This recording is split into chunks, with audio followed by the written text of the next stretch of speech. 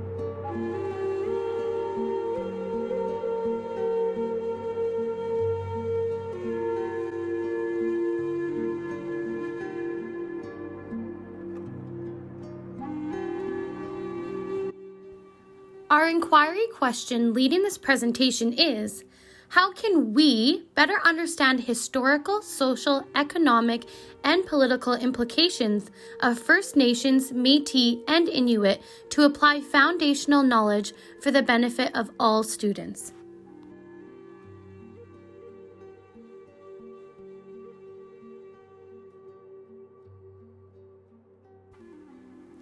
Here are some interesting facts and implications for teaching and learning on the First Nations, Métis, and Inuit. The historic treaties signed after 1763 provided large areas of land that were occupied by First Nations. The First Nations transferred over their Aboriginal title to the Crown in exchange for reserve lands and other benefits. Many First Nations believe that this was not a fair trade and are still struggling today with the loss they faced from these treaties. Treaties are agreements made by the Government of Canada, Indigenous groups, and often provinces and territories that define ongoing rights and obligations on all sides. These historic treaties do not include or identify the Métis people. Provided is a quote from the Government of Canada regarding the ongoing treaty-making process. It states, "The process of treaty-making in Canada is continuing to evolve through ongoing engagements and dialogue with the Indigenous groups." The legislation and agreements negotiated with Métis are still an ongoing battle today. Métis describes descendants of both Europeans and First Nations people. The Canadian government did not formally recognize the term until the Constitution Act of 1982. Métis communities have played an important role in the history, society, and economy. The Métis continue to fight for equal rights and to be identified as of status First Nations. Residential schools were government-sponsored religious schools that Indigenous children were forced to attend. They were abused and stripped of their culture and identity. Alberta had more residential schools than any other province. So it is important to be mindful of the intergenerational trauma residential schools caused. The last residential school was closed in 1996. Findings to support student engagement, achievement, or well-being. Learning about Indigenous histories is complex and can encompass new learning and knowledge. Indigenous history encompasses the past, present, and future histories of Canada. The history of Indigenous peoples is still being discovered and presented today and creates a present battle within society and the Alberta Program of Studies. It is important for students and all community stakeholders to be aware of and understand the history of Indigenous people. To support student engagement, achievement, and well-being, it's our duty to present this history in a respectful, safe, and inclusive learning environment where all stakeholders feel comfortable in the information being presented. Applying foundational knowledge about First Nations, Métis, and Inuit is difficult knowledge to deliver, but we need to tell the truth in order to reconcile our wrongdoings. A quote from the Government of Canada states, "Canada has embarked on a journey of reconciliation between Indigenous and non-Indigenous peoples. It is a necessary journey to address a long history of colonialism and the scars it has left."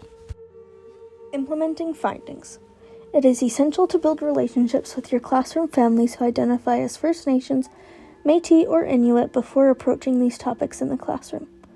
Understanding the learners in your classroom is critical for these topics, approaching this information so that learning is meaningful and safe. It is important to recognize our wrongdoings and incorporate changes such as land acknowledgements, cultural traditions, and beliefs. Use a trauma-informed and culturally safe approach to learning and have supports in place for students as some of these topics can be triggering. Work with your school's Indigenous education coach and connect learning to colonialism when possible.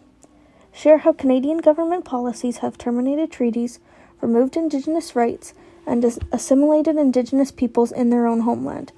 It is important to recognize the impacts of loss of identity and how these things are still impacting the mental, physical, emotional, and spiritual health and well-being of Indigenous families. It is essential that those directly impacted are the ones to share their experiences. It is equally important to involve students in reconciliation projects while also actively involving those directly impacted. For example, have a residential school survivor or their child share their story and co-create a reconciliation project based on reciprocity to raise awareness, like writing a letter to government. It is also important to spend time on the resistance and resilience of Indigenous peoples and how they continue to share their stories to keep them alive and to lead action where Indigenous human rights are fully recognized. Also about how Indigenous peoples are actively defending their lands and ways of life. Ensure that Indigenous students feel empowered and supported in their expressions of identity. Other ideas to consider as a teacher include what reconciliation projects you can be a part of as an individual, class, or school, and how connections can be made with our responsibilities to the land and to each other. Context to affect findings. The context to understand historical, social, economic, and political implications of First Nations, Métis, and Inuit is very heavy and still inconclusive. Unfortunately, the past is still being identified today. An example of this in the past year has been the discovery of the unmarked graves at the sites of residential schools. This means that there are ongoing struggles that First Nations, Métis, and Inuit people are still facing, and nothing has been completely settled. There is so much history and context to explore that it's impossible to collect it all into our findings. Similarly, it is hard to include all the fundamental knowledge on First Nations, Métis, and Inuit into the classroom to fully benefit students. The knowledge that students are gaining only brushes the surface of the historical facts because it's much deeper than that. A quote from the Government of Canada states, "Canada and First Nations often have differing views with respect to the implementation of historic treaties. These issues are complex and are not easily resolved. Through vehicles such as recognition of Indigenous rights and self-determination discussion tables, Canada and Treaty First Nations are exploring ways to advance treaty rights and interests." When it comes to teaching Indigenous history to our students, we tend to err on a side of cautious. We want to ensure that we have developed an inclusive, diverse, and safe classroom community for all learners to be successful. We know as educators that teaching the history of the Indigenous culture is at the utmost important to get it right. Teaching Indigenous history requires us not to only understand and appreciate the history, but approach it with sensitivity, respect, and through the lens of empathy. We need to remember that we are not professionals or experts in this manner, and that is okay. The history of this is still fresh, so we are still learning. Our role is to be aware of this knowledge and begin to tell the truth.